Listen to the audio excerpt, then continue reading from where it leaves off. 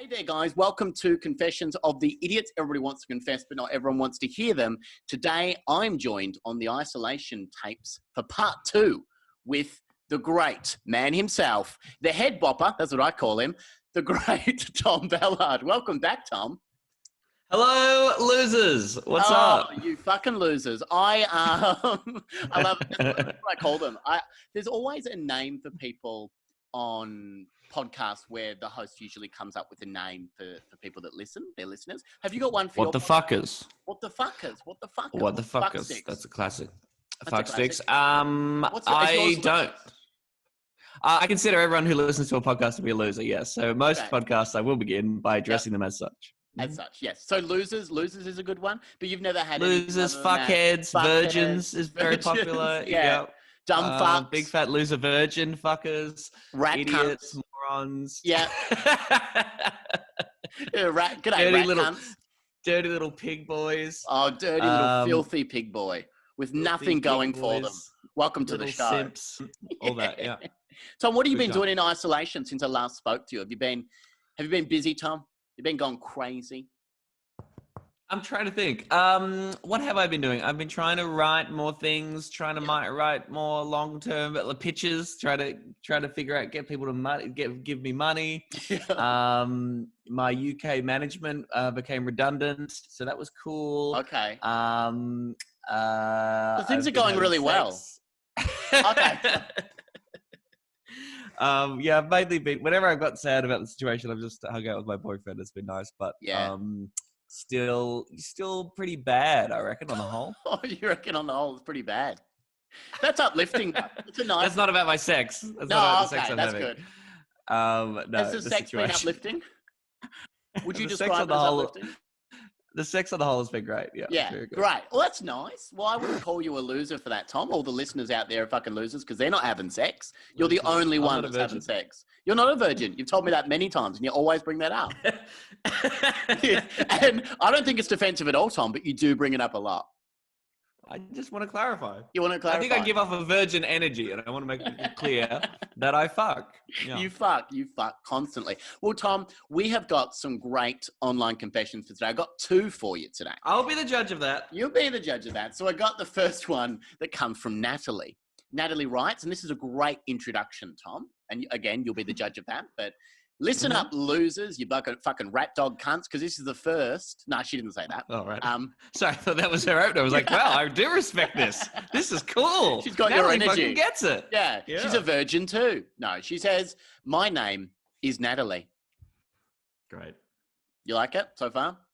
It's got a name at the top. So, like, the post says Natalie, and then she starts with my name is Natalie. My name is Natalie. Okay, so she's wasting our time immediately. She's just clarifying. She's got so much time in ISO that she's posting this bullshit. I've been working a fairly dead-end job for a while now. Not dead-end enough to make me want to top myself, but dead-end enough to make me want to rethink my current situation. Well, haven't we all had those?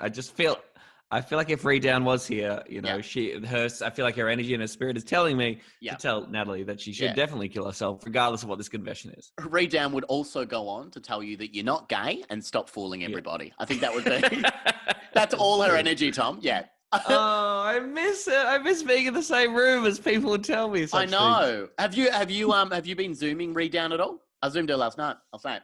I've not Zoomed her enough, nearly enough. No, I had a big gay Zoom last night with all my gay friends, and we did gay trivia and hung shit on each other. That was very nice, actually. Yeah, really. Is that a group of friends who pretend to be gay or real gay friends? They're all real gays. They're all real gays. Stop it. Ree's really rubbed off on me. I hated my job. Absolutely hated it. I used to get along with my boss, Roger, but over the last few months, I started to hate him. Roger was always the fun-loving kind of guy. The kind of guy that made me go, ooh, what a nice guy. That's just well written, isn't it? I don't care who you are. I love guys like that. Now, sorry, do we know what the job is, or we just know it's a dead-end job? We don't know what the job is. I'm assuming it's some sort of corporate job, Tom. That's what I'm assuming. I don't think it's in the arts at all. I think it's a real... She's in the Wiggles. Let's just say that. No... We can confirm that. I don't know if that's defamation. Is that defamation? Not sure. I loved every second I was with him. I wasn't in love with him or anything, so don't think that for a second. Okay. Yep. I'm going to think that for a little bit. For A little bit? I'm going to think that. Yeah. More than a second or less than a second? Yeah, maybe a little bit more than a second. Yes. Okay. But I loved being in his company. However, one day that all changed. Roger came in a bad mood one day, and I hated it. Tom, we all have bad moods, don't we?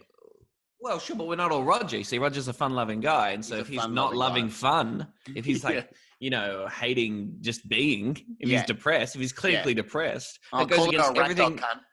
Yeah, sure. That goes against everything we know and love about Roger. So I understand why this might put Natalie off a little bit. So you understand where Natalie's coming from? I get it. Yeah, you get it. I get it, bitch. You get it, bitch. Well, I want to see, bitch, if you are going... I'm just going to keep calling you bitch. I do that with all my guests. I want to see if you're going to come up to the same solution that Natalie does. All right, so let's see if your mind works like Natalie, because we both know at the moment both of you are virgins, and no, again to clarify, I'm both not. of you are completely she straight. Is one probably, but I hated seeing him mad and in a bad mood in general. This bad mood lasted a long time, and I soon grew to hate the man. Hate the man who I once thought I knew and, some would say, loved. Well, really backflipped on that, hasn't she, Tom? She wasn't in love with him. She just loved being in his company. I don't quite know. I mean, I guess there's a difference between those two things, but they're sort of linked. It's so funny that she hasn't been pressed at all. It's not like we've been sitting around ribbing her about, you do love Roger. It's just like she goes, I don't love him. I don't. I love him. Maybe I do, but this bad mood ruined everything for us. It ruined everything. God. Have you ever fell out of love with someone, Tom, for a bad mood? How long would the bad mood have to go before you fall out of love with someone? Well, I guess it depends what you count as a bad mood. I mean, if they're in a bad mood because of the relationship they're in with you is ending and disintegrating before your eyes, and everything that you held dear and cherished about each other is now gone, and the magic's evaporated, and you hate the sight of each other, then sure. Bad mood. Again, that's a bad mood, I guess. Yes. If I hate you. God, you're in a bad mood. I don't want to be with you anymore. God, you're in a bad mood. We got divorced because my wife was in a bad mood for 30 years. Just such a crappy person. Work became more of a war zone than a place of solitude. It became one of the biggest places in my life I wanted to avoid. So a workplace should never be a place of solitude completely, Tom. You should never be allowed to go to sleep there. You should never, she needs to ease up a bit on that. I have a full heart, she tells us. Sorry, so just back there. What was that sentence? Work became one of the biggest places in my life that I wanted to avoid. You got that word perfect, Tom, and you know you did. That's what she went for? Yeah. Okay. That's one of the biggest places in my life that I want to avoid. So it's out of all the places that I want to avoid, this is the biggest. This is the biggest one. I've avoided some smaller places, but not this one. This is the biggest. It's very self-explanatory. I have a full heart. I work at the Empire State Building. It's a very large place that I want to avoid, which is very hard because you can see it from all over the city. I have a full heart, but every day I was worn down by Roger. Nothing was good enough anymore, and I was at my wit's end. So, what do? My only option, all right, Tom, I want to see if you come to the same realization as beautiful Natalie, the girl that you and I, Tom, have come to know and love. Natalie. I love her. I love being in her name is Natalie. I know. So, Tom, what would you do in this situation? If you were beautiful Natalie and you've come, work is now one of the biggest places you want to avoid. I can't stress that enough, Tom. One of the biggest places I want to avoid. Yes. What would you do in this situation if you were Natalie? Okay. Well, not if I was Natalie. If I was a normal person who had an adult perspective on the world and, had some level of control and freedom over my own life, I would realize that this job is making me horrible, miserable. It's putting me in a bad mood because of this terrible boss. Are you crappy, Tom? I'm probably crappy. Well, obviously, first of all, I'd try and join the union, and because worker solidarity can change the world actually, and if we work together as workers and recognize that we all have common interests, that we can actually build political force and demand a more democratic and better workplace for us all under capitalism. Now, if that's not an option, if it's possible to leave the job and go find somewhere else and go do that. But if I'm Natalie, I'm thinking I want to frame him, accuse him of sexual harassment perhaps, or frame him for a murder, something like that. Just get rid of Roger. Something Fuck fun this like guy. that. Yeah. He sucks. Yeah. Because he's been in a bad mood for a few months. Sure. And he's your boss. Yeah. Sure. Get rid of him. Get rid of him. I mean, I as Natalie haven't investigated what makes him put in a bad mood, whether his wife and child died. I don't give a fuck about that. I'm just annoyed at this man who I once loved being a little bit pissy around. Didn't love. No. Definitely didn't love. I have a full heart, but every day I was worn down by Roger. Nothing was ever good enough, and I was at my wit's end. So, what to do? My only option was to piss in everything I could. So, Tom, you're coming at it from a very logical point of view. What would you do as a normal person? But this podcast is called Confessions of the Idiots, and I'm thinking about changing it to Confessions of the Fucking Idiots because I'm at my wit's end in isolation, and this is the only option, Tom. The only option. And I thought... I did not see that coming. What a twist. Piss in everything I could. Everything she could. Anything. Now, does she mean... I know we're about to find out, but does she mean literally or figuratively? She means literally. I wanted to get back at Roger without him ever knowing. For what? For just being around Tom, and being a bit grumpy? grumpy? Have you been listening? He's been in a bad mood, Tom. She hasn't detailed that. She hasn't. We don't know what scale it's on. If it's just like he doesn't say good morning before he has a coffee, or is it he slaps her in the face every day? Like I think maybe he just walks in without saying hello, and he used to do that. Okay. And now she's going to piss in everything. And that, Tom, makes perfect sense to me. Of course, yes. My only option was to piss in everything I could. I wanted to get back at Roger without him ever knowing. I wanted to hurt him, and badly. So I started storing my urine. She writes in brackets, Tom, funnel, bottle. That's the 2 words she gives us. Funnel, bottle. I guess you and I can join the dots from that. Funnel, bottle. And anytime I'd see one of his many teas steeping, I would pour my urine into the contents of that cup. Mm-hmm. I'd been pissing in anything I can ever since. So anything she can. She's not gone with solids, Tom. She's only going with water-based things. Okay, and I was so happy the first time I saw him take a sip out of the wee-stained tea. Mm-hmm.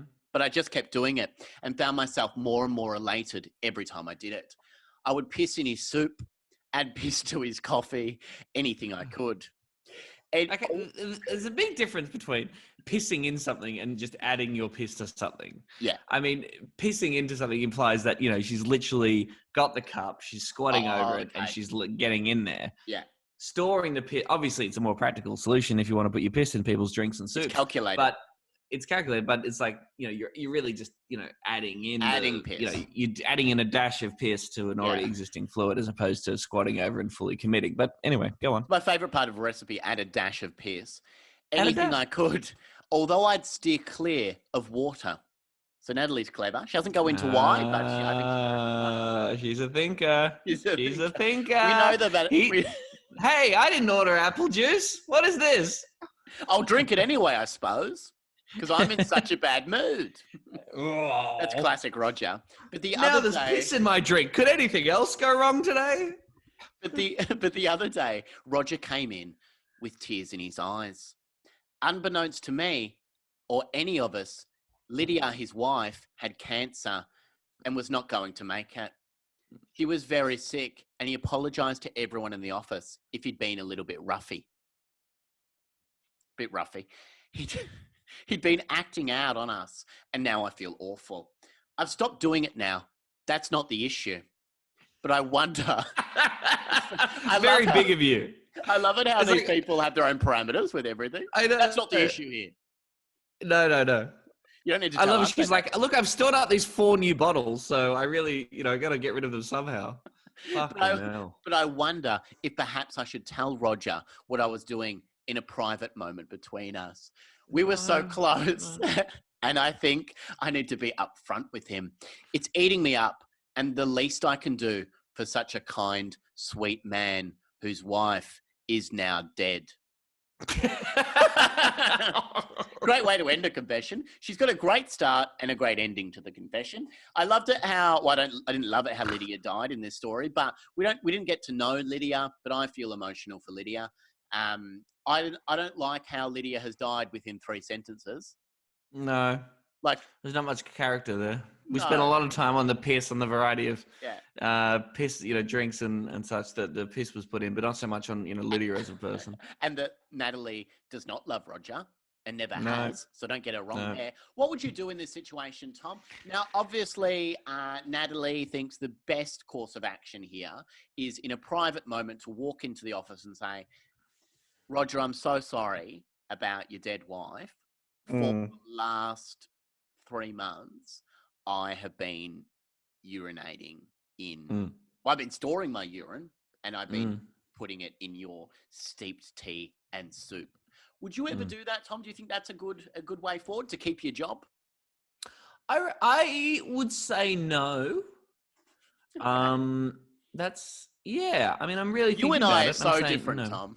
You would go for it. No. See, I mean, again, as we say, these fucking people who have no concept of morality when it comes to their actions, but for some reason, honesty, once they've done the horrible thing, I think the only way to get right with the Lord is to confess to someone who's already suffering something much more worse than drinking a little bit of piss every now and again, provided that she's healthy and clean and hasn't also given him a UTI via her piss or something Corona. like that. Wake up, Natalie. Oh, this is how it starts.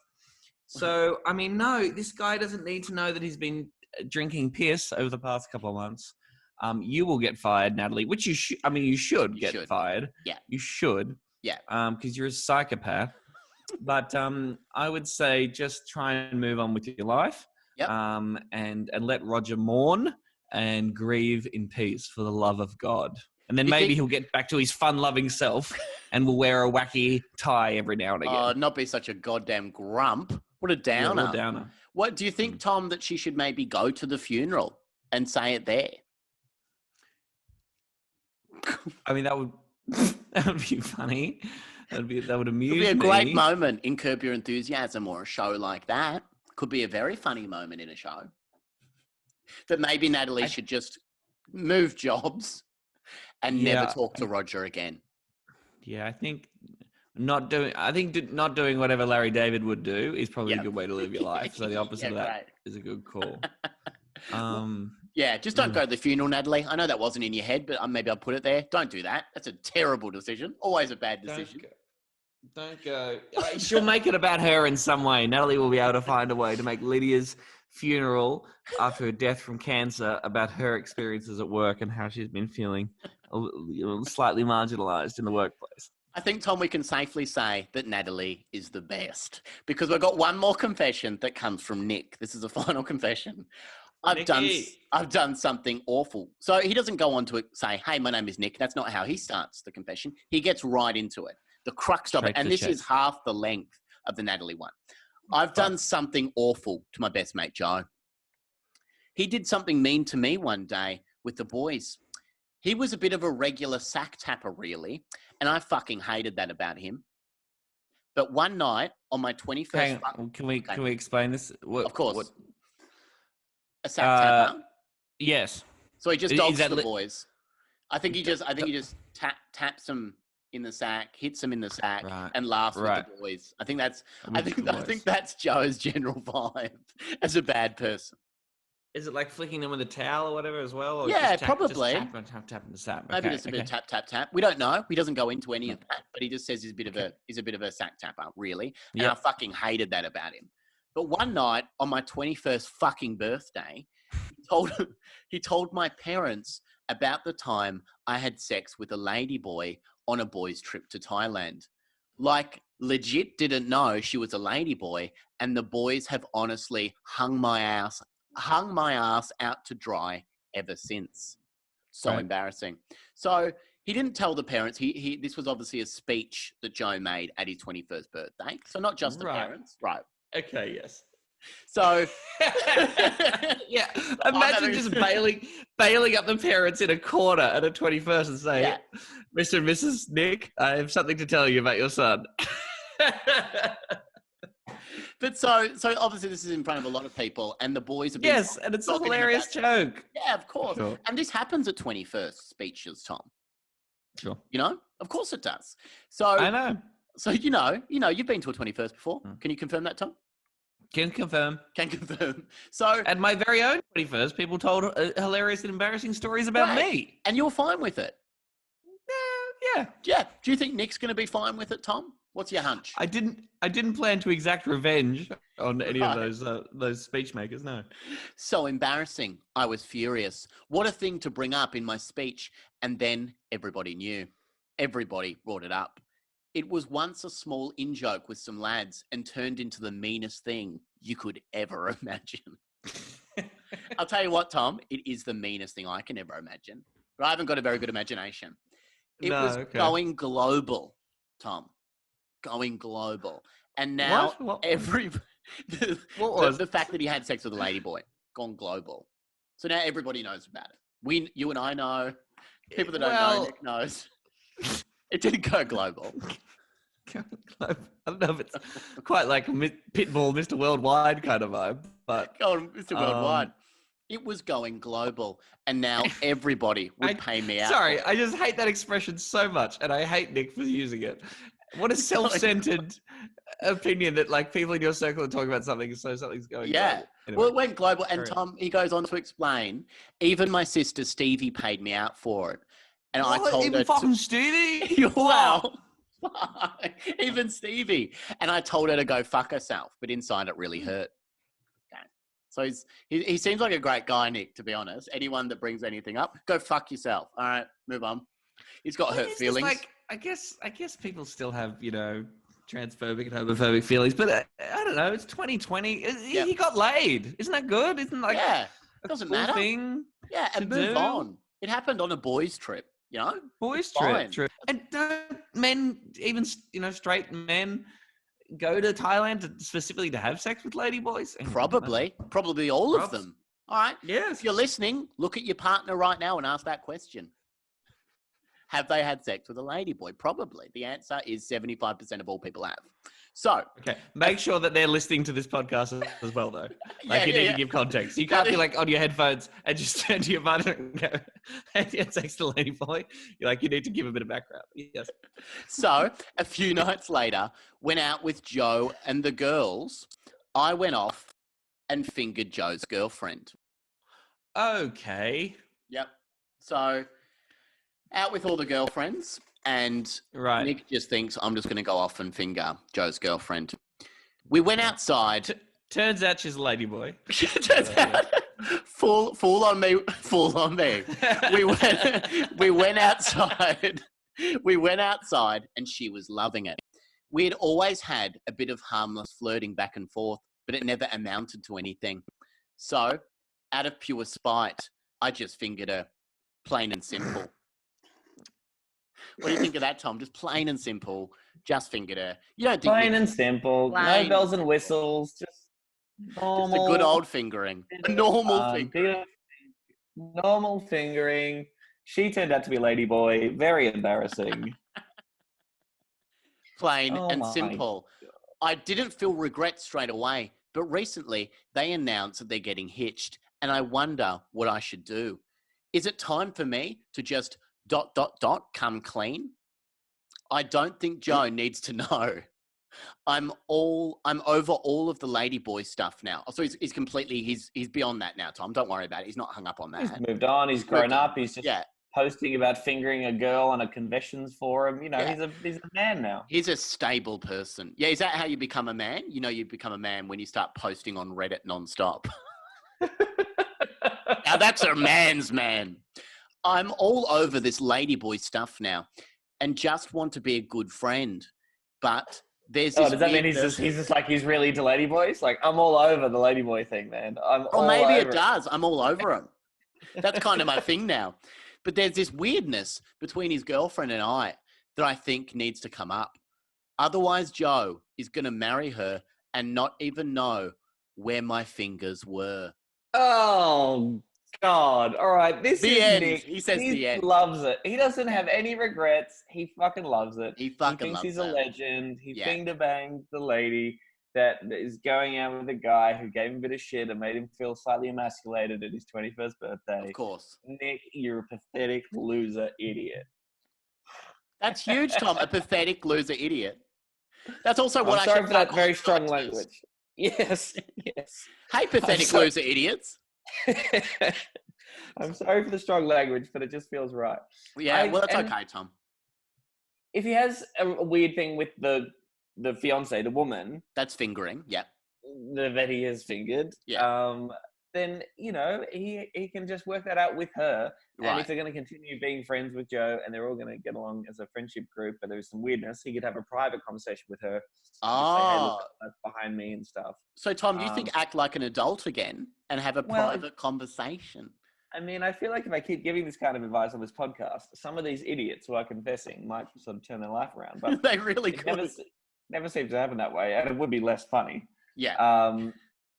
He should tell, in the best man speech, I assume that he's giving, he should tell Joe and all his friends and family that he, in fact, once finger banged the bride as a revenge for the time that Joe told everyone about the time he fucked a ladyboy. I think that'd be nice. You think do it at the wedding?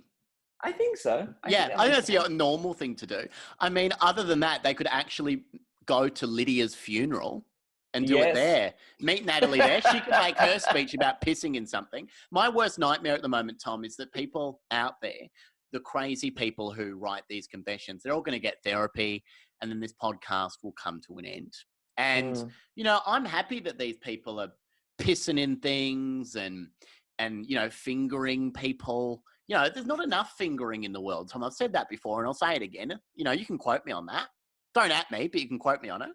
Not enough fingering of people's girlfriends. And the fact that there was no fuss about it, it's fine. Yeah. The fact that there was no fuss about it was just like a bit of harmless flirting. And then should Nick now tell his best friend Joe where his fingers were? And of course, you're saying absolutely. Well, I mean, again, that would be funny. That would ruin the wedding. That would, if you really want to enact revenge, and that's sort of what you want. Yeah. If you want to live in a happy life and move on as an adult human being, then no, let bygones be bygones. I assume this guy's like 35 now or something, and he's still thinking about stuff that happened when he was 21. Yeah. He's got a good life. Yeah, let it go, Nick. Just go finger bang someone else. Go marry a ladyboy. Yeah. Just live your life, bro, and let Joe live your life, bro. and Great the lady be happy. Yes. Well, Tom, we've solved 2 more problems for today, and I believe quite strongly that we have made the world a better place, Tom. Every day. It feels so good. I've been doing this podcast nearly every day at the moment, Tom, and it's a great way to make the world a better place. I don't have to contribute to society in any other way. Yes. I've Whatever you need to tell yourself, charities. Yeah. I don't give to charities. I'm just helping in this way, solving people's problems, one fucked confession at a time. You're a good guy. Tom, where can people find you, Tom? Tom C. Ballard, of course, on the Instagram and the Twitter. I know that off by heart. Sure. They can find me in my house if they want to. If they really want to. Yep.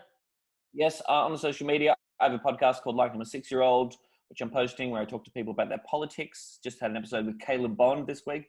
Great. Commentator, the 21-year-old conservative commentator, which was very painful to listen to and edit. But it was an interesting and stimulating conversation with someone who thinks differently to me, i.e. is wrong. But yes, look, no gigs to plug at the moment, but keep an eye on those socials and I'll let you know when you can see me. Yeah, wow. Tom, thank you so much for coming on the podcast, and I hope that you will come back and we will do much more fucked confessions. Thank you, Tom Ballard. Woo! Bye, losers.